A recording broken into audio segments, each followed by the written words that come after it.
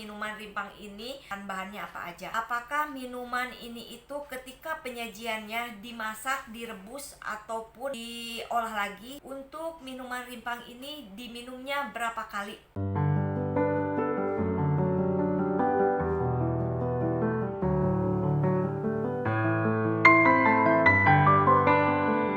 Assalamualaikum, hai teman-teman, gimana kabarnya? Semoga dalam keadaan sehat walafiat.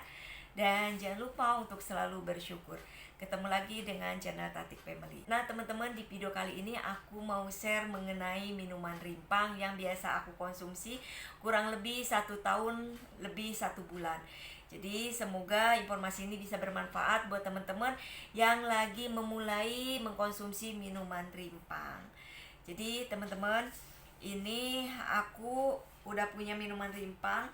Dan ini lagi nunggu minuman rimpang ini dingin dari suhu dari lemari es, karena aku minum minuman rimpang yang instan. Jadi nunggu dulu sampai bener-bener dinginnya di suhu ruang baru nanti aku konsumsi.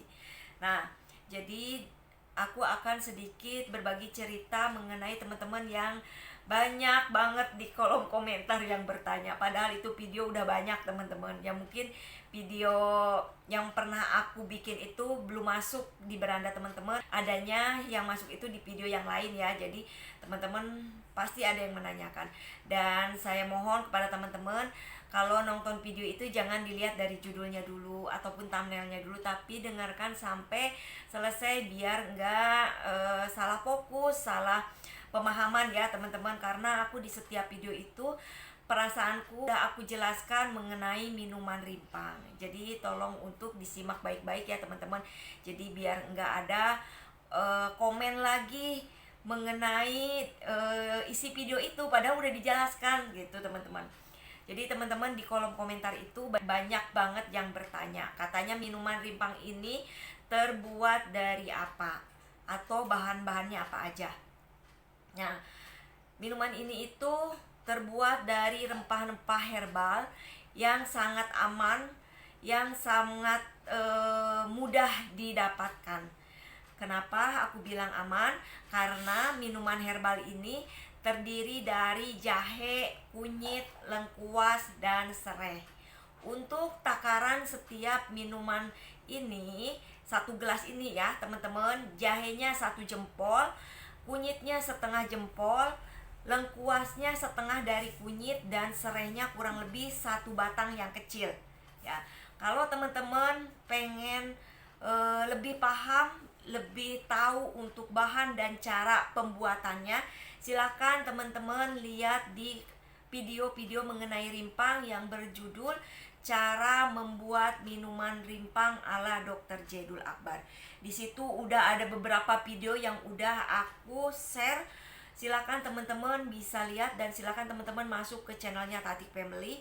Di situ ada kumpulan-kumpulan video-video rimpang. Kemudian ada lagi yang bertanya, apakah minuman ini itu ketika penyajiannya dimasak, direbus ataupun diolah lagi?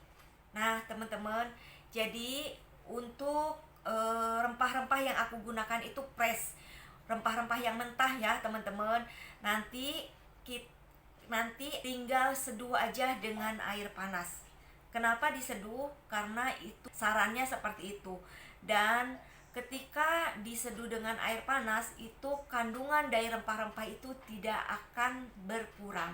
Tapi kalaupun dimasak, itu rempah-rempahnya setidaknya ada yang berkurang teman-teman, karena namanya direbus, dimasak kan itu keluar uap. Nah, kandungan-kandungan itunya itu keluar dari uap yang keluar dari rebusan minuman yang lagi kita rebus ya. Salah satunya minuman rimpang. Kalau nggak salah seperti itu pemaparan dari Dr. Jedul Akbar. Kemudian untuk minuman rimpang ini diminumnya berapa kali? Nah, untuk minuman rimpang ini yang disarankan Dr. Jedul Akbar yaitu 2 kali, pagi dan malam. Untuk pagi diminum sebelum sarapan, sebelum kita makan apapun, baik cemilan ataupun makanan berat. Itu yang disarankan. Jadi ketika kita bangun tidur cukup dengan minum air putih, kemudian nanti kita minum rimpangnya.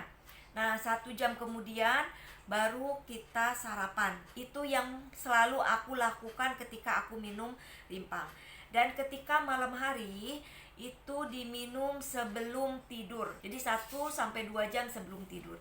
Dan ketika malam hari diminumnya menjelang tidur. Kenapa? Karena setelah minum minuman rimpang ini, teman-teman gak boleh untuk mengkonsumsi makanan lagi setelah minum minuman rimpang. Kenapa? Karena minuman rimpang itu tujuannya untuk membersihkan usus kita dari apa yang kita makan dari pagi sampai malam, teman-teman. Ini adalah tim pembersihnya. Itu menurut Dr. Jaidul Akbar. Jadi biar penyerapan ke badan kitanya lebih efektif. Cuma saya sarankan buat teman-teman yang lagi mengkonsumsi rimpang, kalau pengen cepet ada perubahan di badan kita, untuk merubah pola makan, yaitu untuk menghindari makanan yang bertepung, makanan yang berminyak, makanan yang bersantan, makanan yang tinggi karbohidrat, makanan yang tinggi gula atau yang rasanya manis. Itu hindari. Kalau misalkan teman-teman gak bisa menghindari, setidaknya mengurangi, teman-teman, pelan-pelan dikurangi agar minuman rimpang ini cepat menyerap ke badan kita.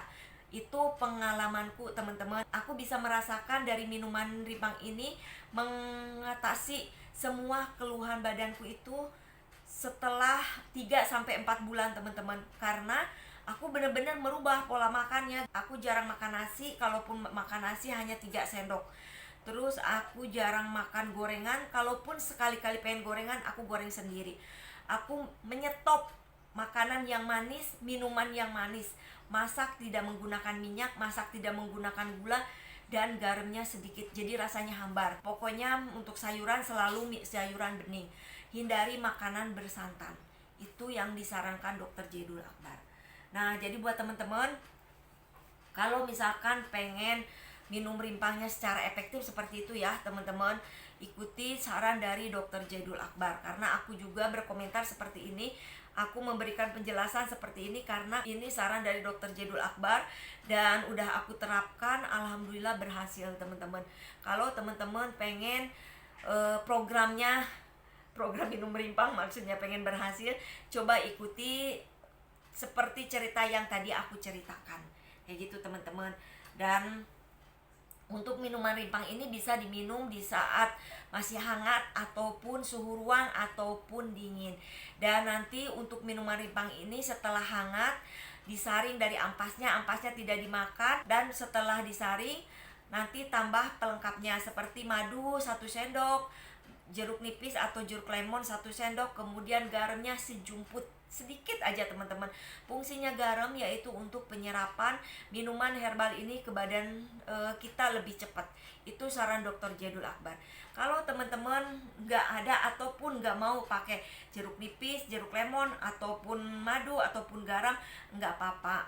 Berarti nanti rasanya tawar, hanya terasa wangi rempah-rempahnya aja. Tapi Dr. Jaidul Akbar itu menyarankan jeruk nipis ya, teman-teman, kalau bisa jeruk nipis. Kayak gitu. Nah, teman-teman, semoga untuk penjelasan ini bisa mewakili teman-teman yang banyak banget pertanyaan di kolom komentar. Semoga aja bisa bermanfaat dan semoga aja bisa menjadi penyemangat, menjadi motivasi buat teman-teman yang ingin memulai untuk hidup sehat dengan minuman herbal, khususnya minuman rimpang ala Dr. Jaidul Akbar. Dan semoga teman-teman selalu diberikan kesehatan, diberikan umur yang panjang, umur yang berkah, dan umur yang sehat. Dan saya akan akhiri videonya sampai di sini. Nanti kita ketemu lagi di video berikutnya. Terima kasih. Wassalamualaikum warahmatullahi wabarakatuh.